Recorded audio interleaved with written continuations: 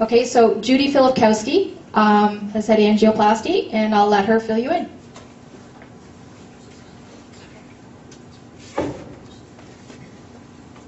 Good afternoon. Can everybody hear me? All right. I'm up here because I'm the oldest person in the room. And I've also had the earliest birthday to get fixed. I had angioplasty on the 14th of July of last year, 2010. On the 15th, I went in and had a Doppler done. They discovered that I had a thrombus at the base of my left jugular vein. So I had to stay an extra day, and on the 16th, they went in and they put in 2 stents. So I'm walking around with foreign objects in my body, but that's okay, I'm walking. I can't begin to tell you, yes I will, I'll just go for it. I've probably had MS for 30 or more years. I was not finally diagnosed until 2001, and that's when I had to leave work, so I was on CPP disability for that period of time until I saw Dr. Zamboni NW5, and at that stage I was about set to sell my house and go into assisted living because I couldn't cope. I proceeded to rip myself off the ceiling thinking, oh my goodness, what are they talking about? And I was behind it all the way. So for the next 6 months, I got onto Facebook. I don't do Facebook, but I got onto Facebook, and I learned everything I possibly could learn, met people who had the inside track as to where to go and the best way to get there, and that's why I probably got done first. The improvements are major and vast. No fatigue, cog fog. I wasn't able to drive. I was afraid to get in the car many days. I had planned 3 days ahead if I wanted to do a trip to the grocery store or whatever. I had no social life except my neighbors who'd occasionally say, "How are you feeling?" "Oh, I'm feeling fine, thank you." But you know, they'd see me sweeping the walkway or something, and that was my exercise for the day because I had to go in and flop. Oh dear, I've got some handouts. I don't have a lot of them because I didn't expect a full house. So I guess the people who should get them are the people who are really thinking about going forward with this. It's an amazing thing. We have had the occasional person who hasn't had the kind of adjustment in their lives that I've had and a lot of other people have had, but they're still thinking better, they're still doing things differently and better than I ever thought I could do it. I thought time to hit the highway and do a little visit over to Europe for other reasons. Explain what? I don't think you realize why. Oh, well, we don't do it in Canada yet. Euthanasia, that's what happens to a lot of people. They believe that, you know, if they don't want to spend 5 years in a hospital with a feeding tube down their throat or whatever, then they're going to go maybe it's the easy way out, I don't know. It's a more dignified way of going because it's your choice.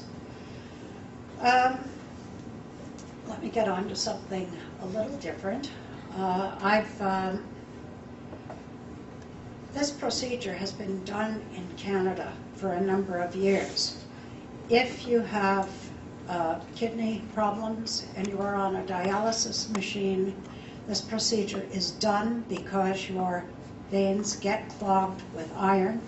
They go in and unclog your veins.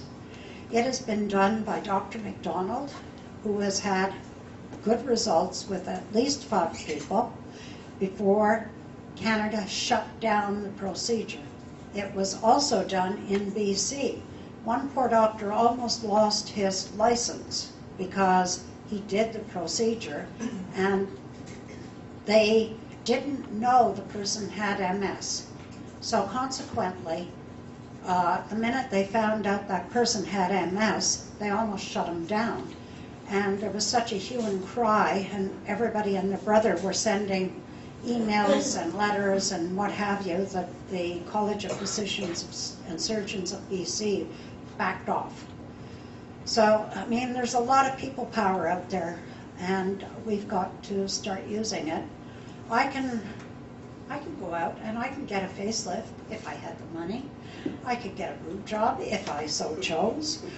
There are many things that I could do in all of Canada, but because I have MS tagged in my ear, I can't get fixed.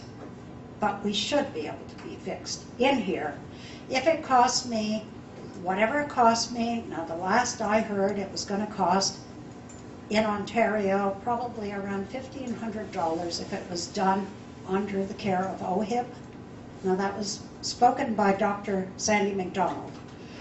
And we just don't understand why. Well, we do understand why, but that's another whole realm of politics that we don't want to go into right now. The bottom line is MS. We don't have to be this way.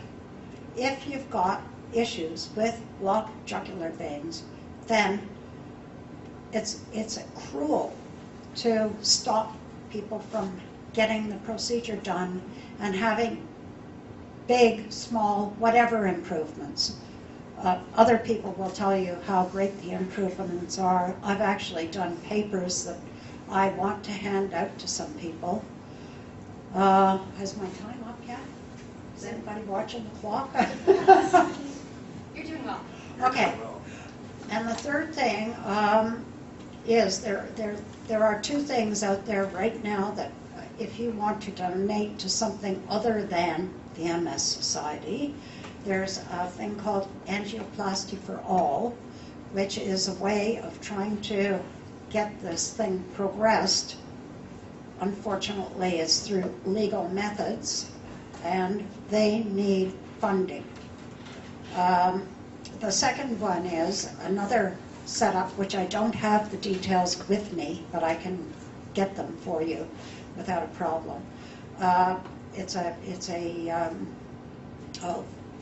fund that they're trying to set up for those people who are in dire straits, who have no money, who are in terrible, terrible shape, and who have got to be fixed, or we're going to lose them. They're just going to die off, and oh well, that poor person died of, well, she just couldn't swallow anymore, she couldn't breathe, she couldn't do this, she couldn't do that, or he, and we lose them that way. It's not MS's fault, it was a complication of MS, but MS isn't to blame. Sorry, I get carried away. I get a little upset. But the bottom line is this procedure works. It worked for me. I feel 30 years, well maybe 20 now, 20 years younger. I've got to remember how old I really, really am and try to live with it. And heck, I've driven myself to Barrie. We've driven down here. I've gone to Belleville. My next plan would probably be to go have a little trip to Windsor. So, you know, I'm not stopped anymore, and this will continue. And I'm going to stop talking, and if anybody wants a handout, I've got a few. Thank you.